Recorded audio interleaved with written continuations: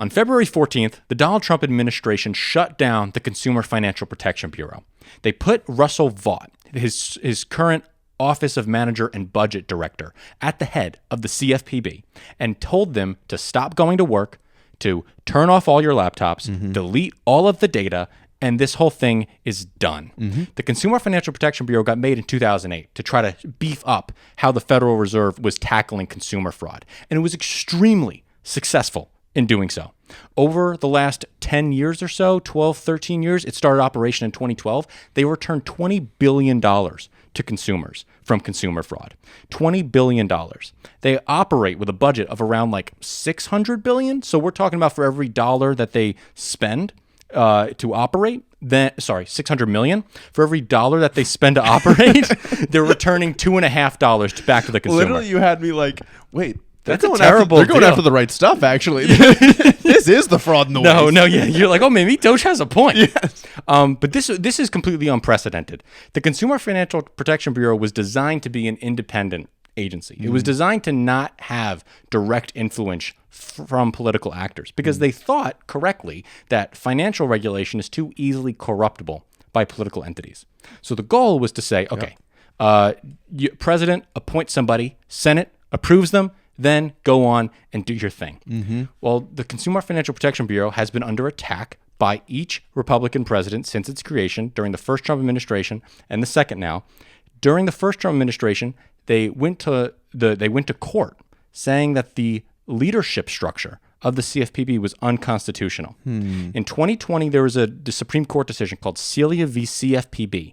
And in this decision, they ruled that the president had the full authority to fire the director of the Consumer Financial Protection Bureau, even though Congress explicitly told them in the law that they could only fire them with cause. Okay, so do you know why it's unconstitutional? Yes, I do. So what the Supreme Court said was that this agency was granted too much power as a single executive. He was unelected, unaccountable to the people, and he was making full executive decision on his own and had no way of being punished or accountable. So they said it has to go through the president. Seems like a dangerous precedent. Well, that is exactly the problem, as we will get to in another segment coming up in the next couple of days. Okay. But that is the entire idea of Donald Trump centralizing all power inside of his Office of Manager and Budget. That's the goal. And so now all these rules that the CFPB was going after, one of the main industries they were looking to regulate was crypto.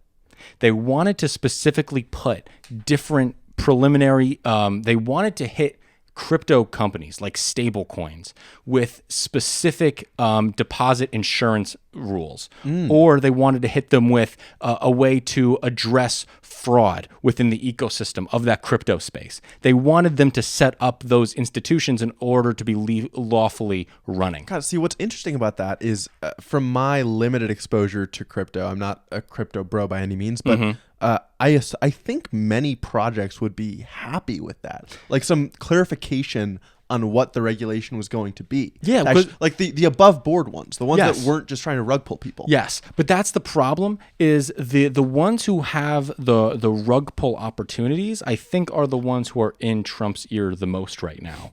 And that showcases through his own crypto coin, right? He is a rug puller himself. He is literally a rug puller himself. Rug puller in chief. Yeah, rug puller in chief, dude. That is our current president. But there is some good news to this. They went to court. The union representing the CFPB workers went to court, and they got a restraining order against Russell Vought. So all of these firings are no longer happening. Okay. The people are now in place.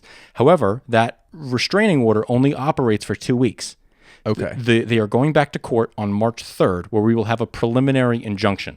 And this will decide whether or not the Consumer Financial Protection Bureau can still exist or not inside of the Trump administration or anything else. And it's like, this is one of the best agencies that we've created over the last decade. It just seems like the type of thing that, like, getting, okay, when you have financial crises, they usually arise because bad or unfounded, poorly founded credit has been distributed too freely to people who aren't able to pay it back, aren't able to do the right things with the money to be able to pay the interest and then pay back the principal. This seems like they're just teeing up another one of those situations. Yes, that's exactly right. They are begging for the over leverage of credit. Yeah. They are begging for consumers to get more and more screwed by their credit card companies. These are the guys that when you get hit with an overdraft fee that you didn't deserve to get hit by, you call the Consumer Financial Protection Bureau. That's what you do. They handle, I think it was, how many people have they handled? 5.6 million separate people have filed complaints to the CFPB. Wow. And all of them get responded to within 98% of them get responded to within 30 minutes. Damn. That is how efficient the CFPB That's awesome. has operated. And Donald Trump is shutting it down. And this is like when I get to Donald Trump as a fake populist. I say that a lot. This is why.